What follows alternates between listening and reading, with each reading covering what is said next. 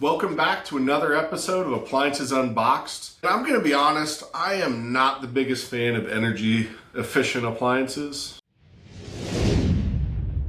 I hear what you're saying, and I'd be more than happy to get off your lawn as soon as I finish my pitch.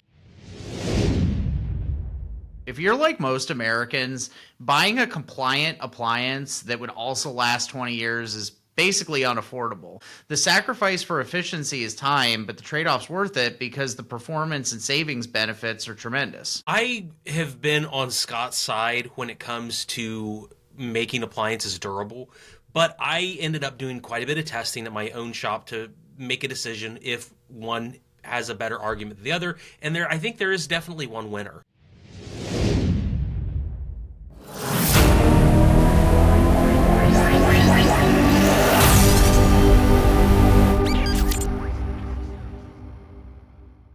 Energy efficient appliances, why should I care? Well, between your fish murdering direct drive and your meter spinning dryer, you're costing yourself a fortune in utilities every month. That's number one. Your old school manual lock, hearing loss inducing hot point dishwasher uses more water and electricity than anything available on the market today. And your dishes actually get less clean than they would have otherwise.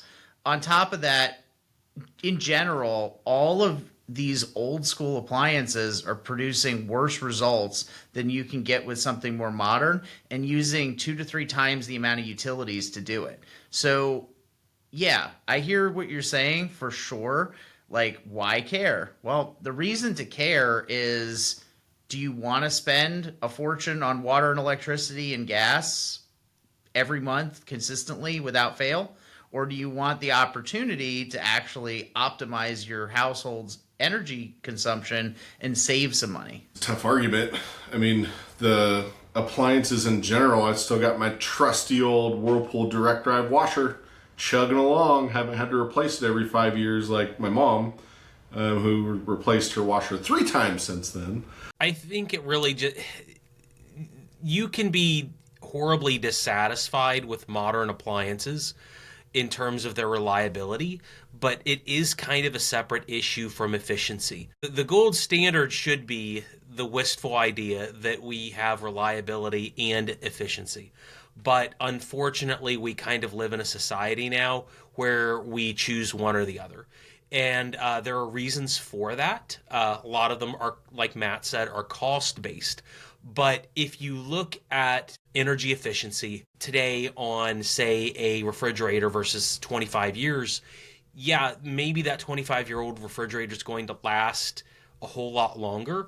But if it uses a ton of electricity to just operate and run, its regular modes, which I've done testing on, then you're basically rebuying that refrigerator every 5 years continually, even though it's still running in good shape. There is a cutoff point to where efficiency makes sense versus reliability. It's unfortunate that I'd have to advocate for that, but there is a point that my grandma's old fridge is costing me more money to run than put it out to pasture. The refrigerator, not my grandma. My grandma has 2 of these freezers that are like twice as old as me. In her garage, just been cranking along this whole time. I mean, I can't imagine a world where it makes more sense to replace it with something more energy efficient when, they're doing just fine. You'd have to put it to the test. That's the only way that I have been convinced that energy efficiency matters at all, is to just throw a kilowatt meter on it, which I threw a kilowatt meter on my grandma's fridge and a few others that I had. I did it a few years ago. And what I found was the break-even point was about 20 years ago.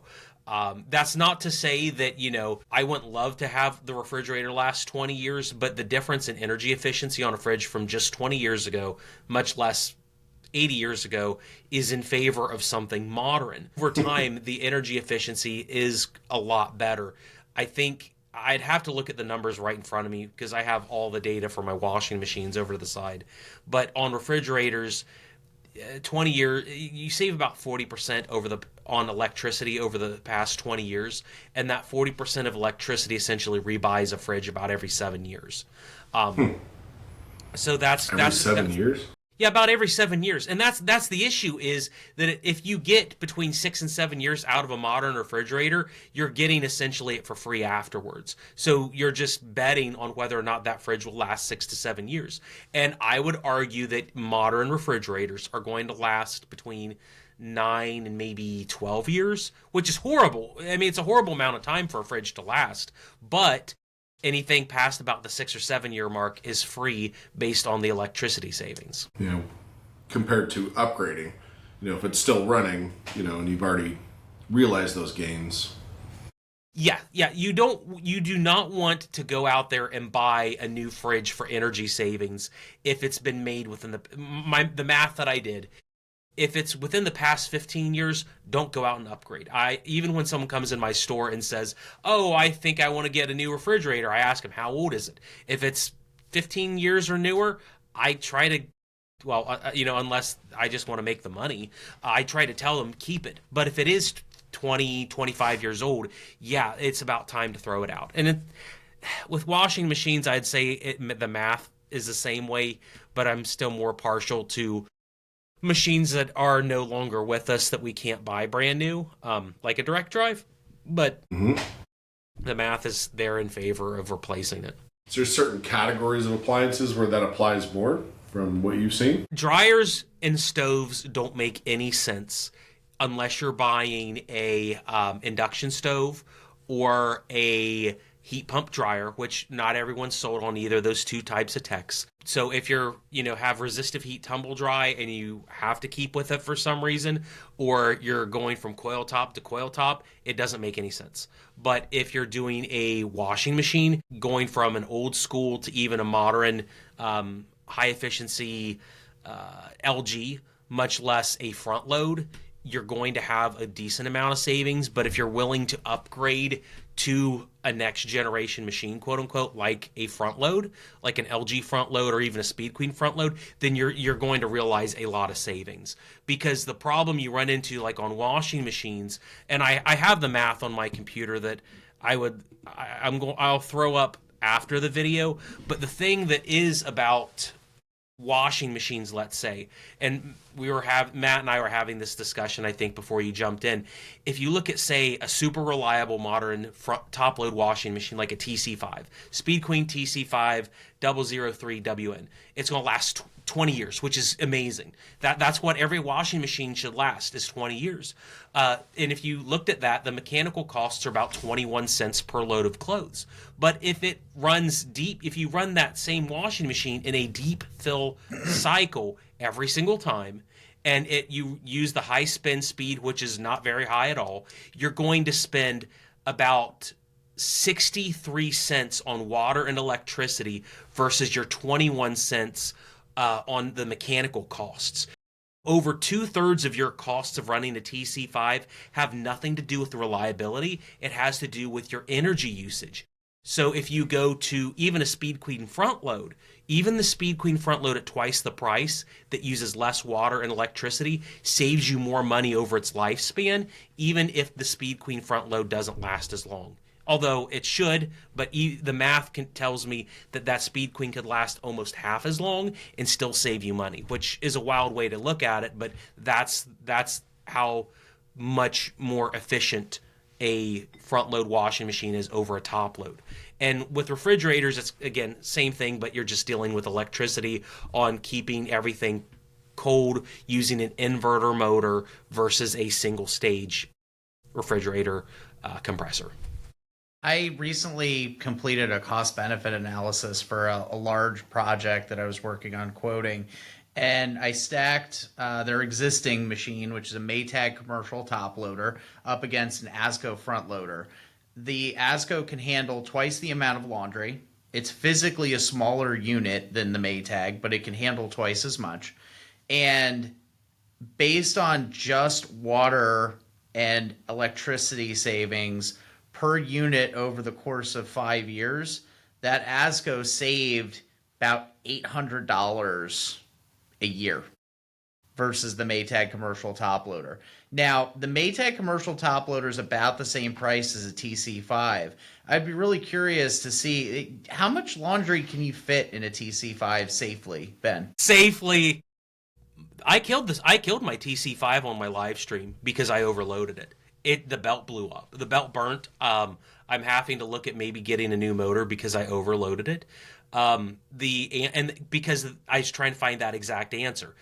Safely, you're lucky to put 14 pounds in a machine in a TC5. I would recommend 12 to 13 pounds.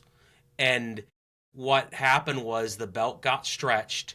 So I do the video that is in my editor's lap, but the belt is worn out to where it's not spinning properly. So I've done all this stuff on camera, and I like shuttle the laundry that isn't spinning out properly to the Speed Queen FF7 and getting everything done in it. And I'm, throwing the clothes in the FF7. Like, I could literally throw 2 loads of the TC5 into just one of the FF7s, and it would make sense. And it's wild to look at it that way. It is. And like, I know from my experience, I have LG front load washers at home. I have an all-in-one and a wash tower. And the amount of laundry that we can power through is crazy compared to what you can do with a modern impeller top loader. The efficiency gains are just dramatic. Yeah, it may take longer than your old school top loader or your TC5, but when you can do 2 to 3 times as much laundry in an hour to an hour and 20 minutes, I mean, that's a significant time savings, because on laundry day, what do you want to do? Stand in front of the machine and load it and unload it 3 times to get the same amount of laundry done as putting it in once to an LG all-in-one and taking it out clean and dry?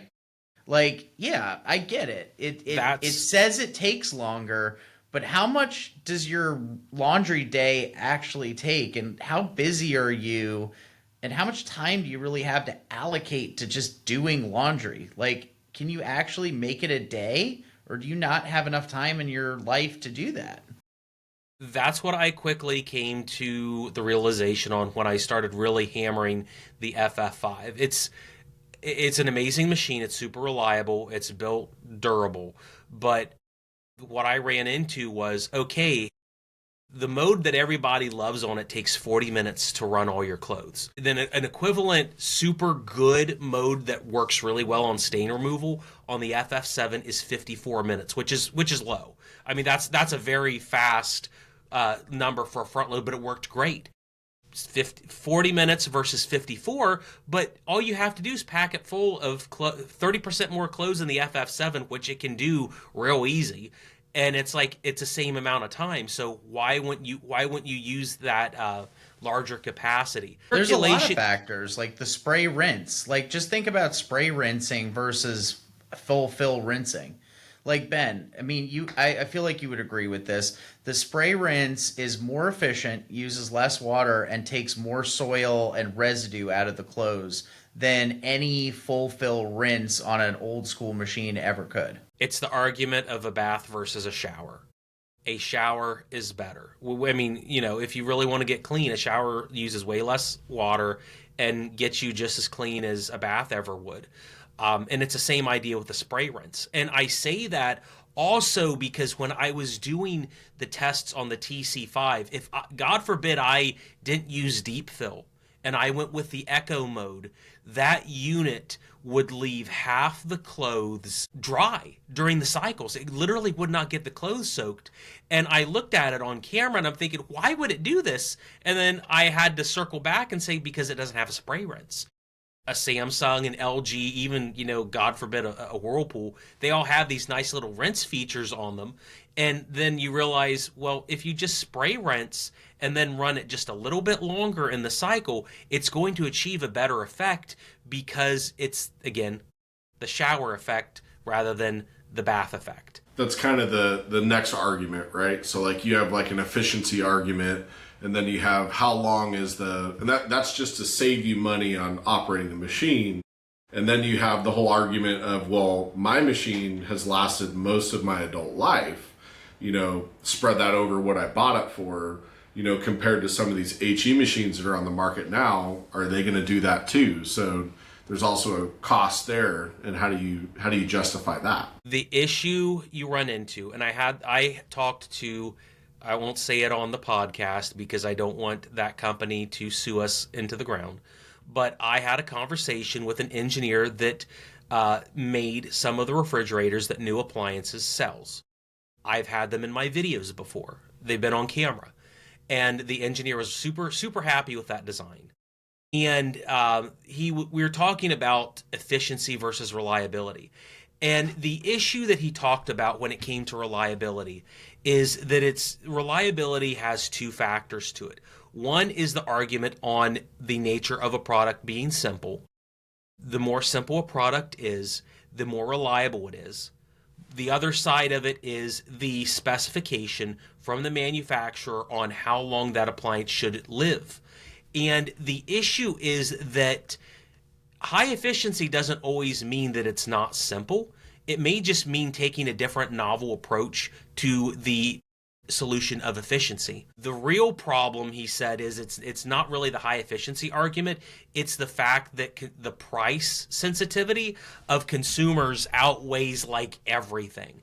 If we had and it goes back to the Whirlpool direct drive argument you made. If the Whirlpool direct drive was made today, it probably would suck. It probably would not be a good machine. And admittedly, Come on, how many ATCs have you had to replace, Scott? Well, I mean, it's minor. I mean, that you can keep that machine running forever. It needs maintenance, and you need to replace things along the way. But the core unit, as long as it doesn't rust out. But they would continue to make it cheaper with cheaper parts to keep the price down, and it would probably today not like people talk about. Direct drive transmissions today, the quality on them is actually not good. The complaints on direct drive transmissions from the factories is actually very negative now. And I would tend to believe that that's because they cheapened the design that would have probably shipped if it was sold today. I heard something about that. I think it's about the tooling and the dies, having to reinvest into the die. I don't know who said it, but... It was me. It was me. Was it? I mean, that's a pretty chronic issue in manufacturing. If you're going to keep making a part for a product 30 years after it's been deprecated, eventually that tooling is going to wear out to the point where it's not the same part it was 30 years ago when that tooling was new. And, you have to think, why would a company continue to invest in a product that isn't actively supporting their business interest at this point? Mm-hmm. But if they re-release that, the issue you run into is that direct drive would be built to a price. It wouldn't be built to a standard. And that's the difference in perception that's happened since the high efficiency thing has become an issue. It's really the fact there's like two separate tracks of why appliances are unreliable, and they happened at the same time, but they are not necessarily fully related to each other. I will recount what we talked about before this discussion, is that the argument that was made against high efficiency back when it started to become a thing in 2006, when California sued the federal government, George Bush's federal government, over energy efficiency standards. So they had all these arguments that got documented on C-SPAN and some of the different places, and the transcripts are available. The argument against high efficiency wasn't that it was less reliable 20 or 30 years ago. It was that it was expensive. That the high efficiency machine like a Whirlpool Duet or a Maytag Neptune was $1,200 to $1,300 versus your Whirlpool Direct Drive, your Maytag Performa that was $400 to $500. And in hindsight, it's kind of like a weird statement that the argument doesn't exist anymore because high efficiency machines are $500.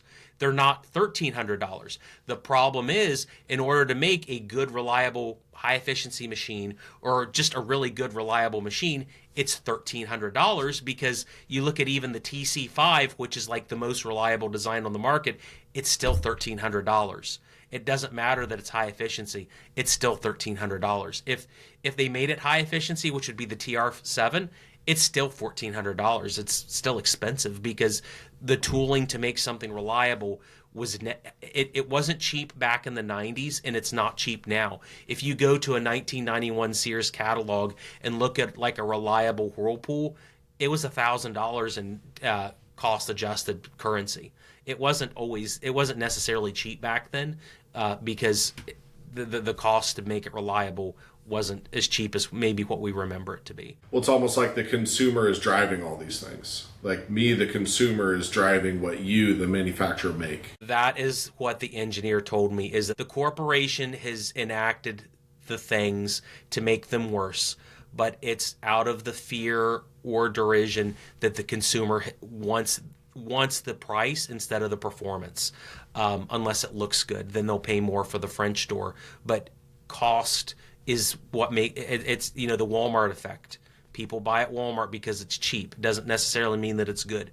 And it's through our entire society, and appliances are just part of the victimhood of it, that reliability is a afterthought for the majority of people. I wish it wasn't that way, but right now it is. And until people go back to wanting reliability, and you can have cost economies of scale maybe work that down a little bit, we're kind of in between a rock and a hard place. And because it's not like they forgot how to make things well, right? It's not like that just went away. It would require a level of manufacturing that would drive the price way up. So I mean, I'm sure they could build it, with the current restrictions. Do you think they could? Literally, verbatim, the engineer, and I may have it saved on my computer, he said verbatim, the C-level executives will tell the engineers, we need it to last X number of years. We need the washing machine, the design spec is 6 years. We need the refrigerator, the design spec is 10. And I replied to him and asked him, I said, does that mean that if I was the CEO of your company, I could have gone to you as an engineer and said, I want that fridge to last 25 years? And he said, absolutely. It'd take me 5 minutes to adjust that design to last 25 years. But then But to be clear on that, they're not going in there and adding things in there to make it fail.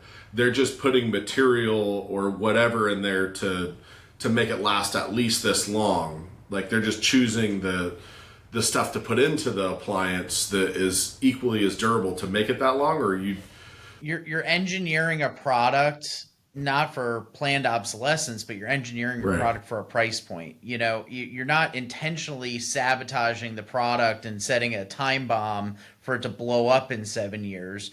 But at the same time, you're going to use manufacturing processes, fabrication processes, materials that don't cost as much to keep the overall manufacturing cost of the product within a range that the average consumer that product is targeted at will be willing to buy it. I would need to be pitched that this is going to last this long, and if, like, for instance, laundry, like Speed Queen makes a very good play directly to me as a consumer. That makes sense. The durability pitch makes sense. The efficiency thing, I get it.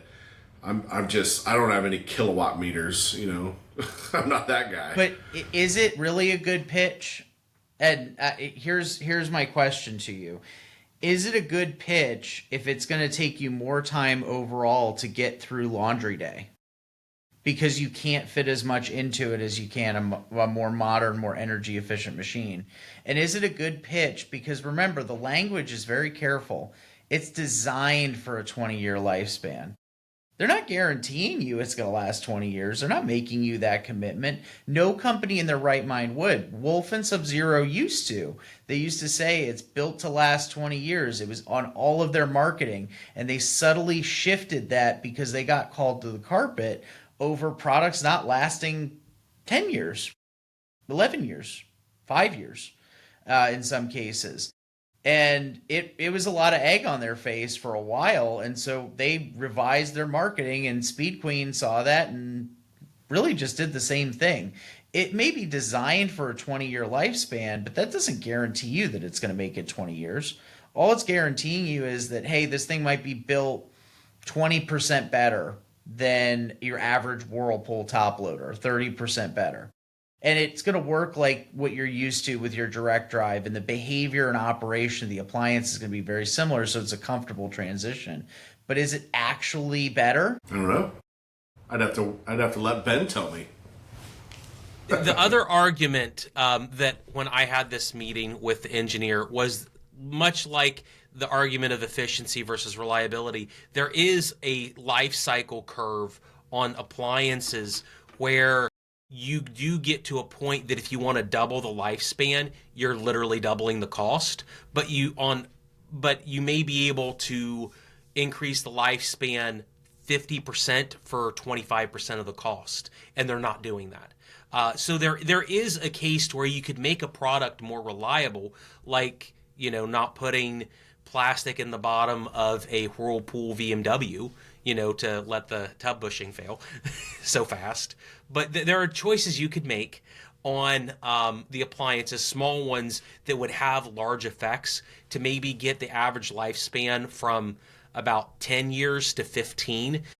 When I talked to the engineer, he said that was really where it was. If a washing machine was designed for about 10 to 12 years, that's about where you'd get optimally without having to greatly increase the price. On a refrigerator, it's about 15 years, but they're pricing it below that, or they're specing below the optimum number because they need the loss of market share is greater than the loss of market share from price is greater than the loss of market share from reliability. But then if you look at the most premium models that are coming out in the latest generation of products from manufacturers that have historically taken it the hardest on through the door water and ice, all their new products don't have through the door ice makers on the top tier. Samsung Bespoke Refrigeration put ice maker in the freezer.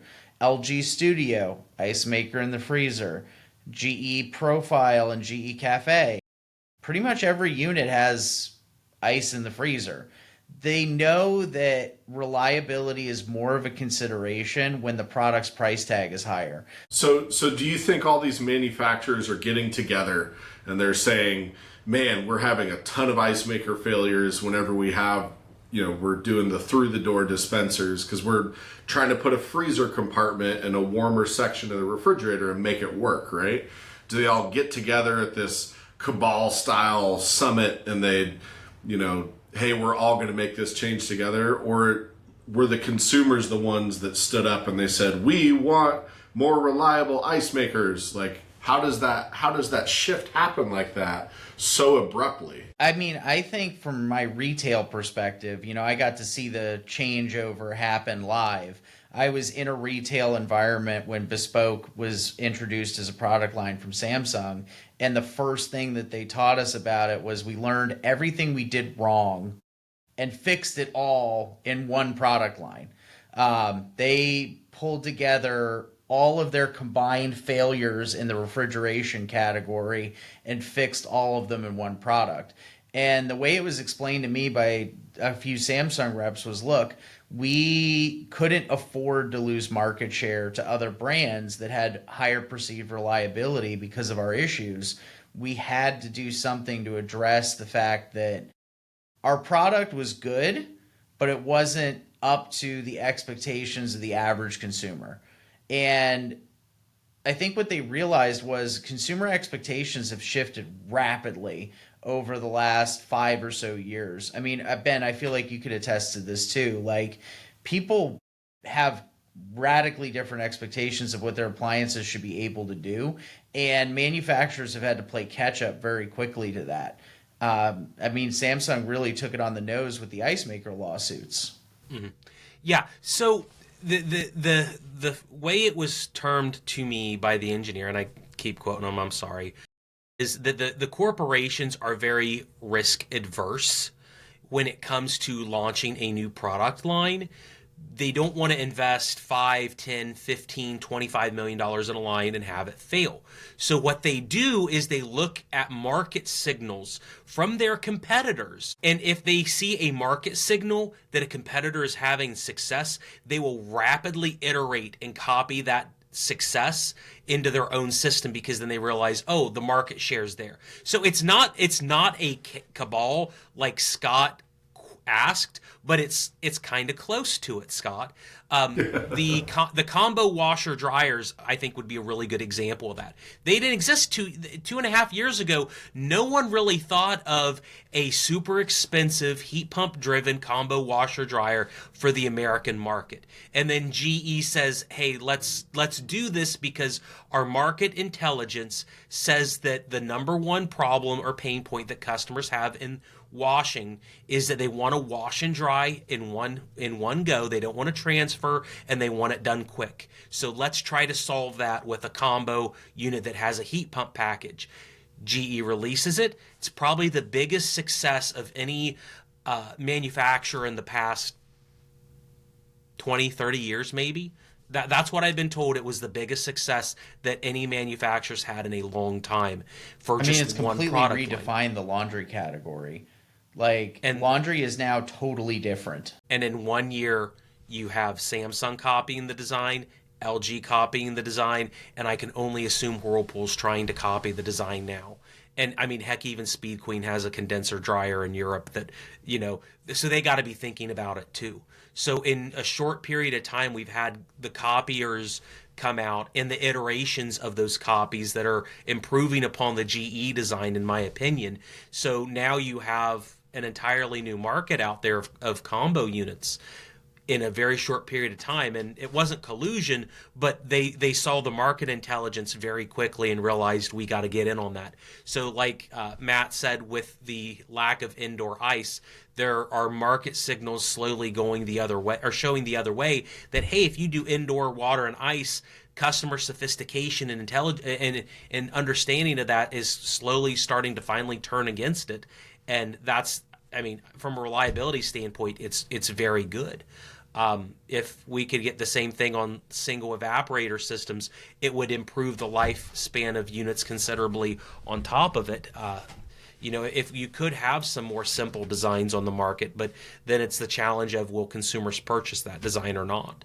Are you Sometimes pro they do, or sometimes they won't. anti single evaporator refrigeration, Ben? I haven't seen the cost benefit analysis. I haven't really studied the cost benefit analysis, but from the engineers I've talked to, they believe the cost benefit analysis is in favor of single evap systems. See, I would argue the exact opposite, because I think you throw away way more food with a single evap fridge in the course of a week than you do with a dual evap fridge. I don't throw away any food, and I've got single evaporator. Look, obviously, I don't throw away any food.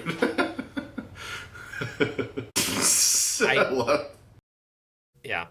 I haven't done enough looking at it to see the reliability. I mean, I just come from the reliability standpoint that the single evaps are better.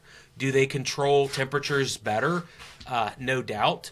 I think that would be an interesting argument to vector in energy efficiency versus food spoilage versus reliability. Kind of like the water argument for front load washing machines. If you are getting a whole lot longer life food and saving you money that way, I guess that's an argument I haven't heard a lot of people vouch for. So Is it about humidity or is it about temperature primarily?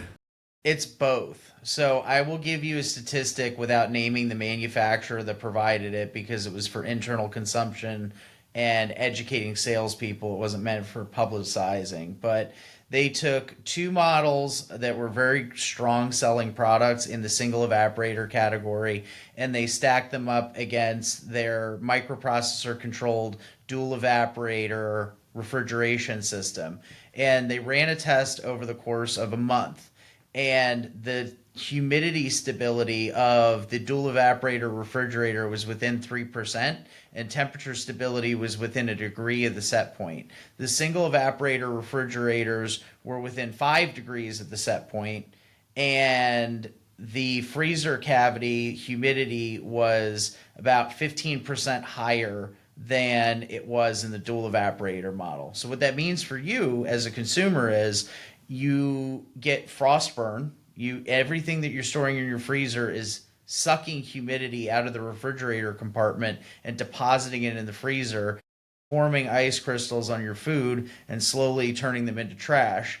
And then in the refrigerator compartment, you're sucking the moisture out of your fresh produce. So if you're a big produce family and you buy a lot of fresh produce, you're going to end up throwing that away faster if you can't consume it fast enough. They did an apple test, a time lapse, and an apple lasted 22 days in their specialized produce compartment versus the competitive products that were single evaporator. The apple lasted an average of 8 days before turning brown. Interesting. Well, now I know what test I'm going to have to do. Yeah. Mm-hmm. Yeah, That's a really good test. I haven't heard that before. Yeah, there's a lot. So manufacturers do an intense amount of competitive analysis to see where they stack up, but they don't share any of that data with the public. And there's a good reason that they don't, because A, they could end up with egg on their face if their product loses in that head-to-head competition, but B, it can create a lot of strain with the competitive manufacturers because a lot of these manufacturers are more frenemies than enemies.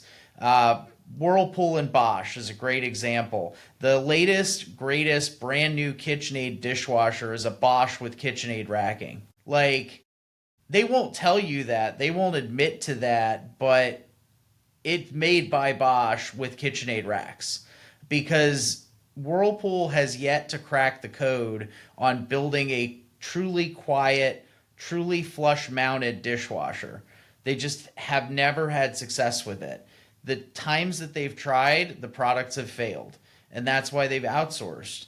And you'll see that a lot in the appliance industry, that there's a lot of collaboration too, not just straight competition when it comes to certain product categories, because the engineering that it takes to achieve certain things is so intense that you really only are going to get that product from a couple places.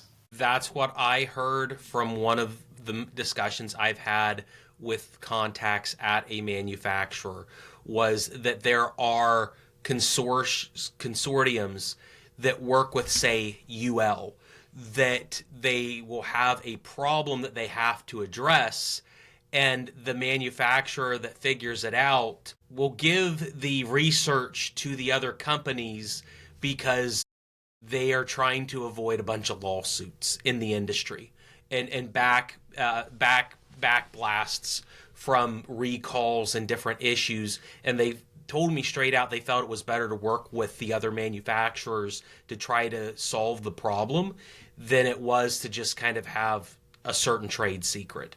Like the frisbee of death, right? Those washing machines, the problem wasn't unique to one manufacturer. It was just very publicized with one manufacturer. Like, it was possible for a lot of different brands to tear off the top if you loaded the machine improperly with a bunch of waterproof stuff that wouldn't shed water easily. It was possible to do that. It was just very public with one brand.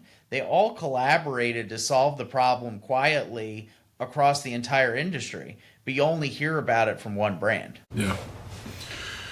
Well, this has been a lot of information for different ways of thinking about an appliance versus just the efficiency of it. You know, you have a cost analysis that we all probably need to do ourselves whenever we're shopping for something, on not just the cost of the unit and how long it's going to last, but also the efficiency of that and the savings along the way. So, and the consumer behavior is really driving a lot of these decisions, but also the manufacturers are seeing what the other guys are doing and making their own versions. So before we sign off, guys, do you have any closing statements on the topics? When it comes to efficiency, having efficiency is, I think, in the end, it will win out against reliability. But when it comes to reliability, the one thing I will remind us all of is that at ASTI, the biggest gripe that I heard from Samsung and Speed Queen trainers is that a lot of the reliability comes down to the fact that consumers are so poorly educated on their user manuals, and that if they just read their user manuals, it would potentially solve a lot of the modern reliability complaints, because new machines are built to a worse standard, yeah, there's less failure tolerance, but at the same time, it's that consumers are acting outside of the pre-programmed guidelines that those units are built to run on, regardless of manufacturer, regardless of appliance. And if we just better educated ourselves, we may be able to solve some of the reliability complaints ourselves.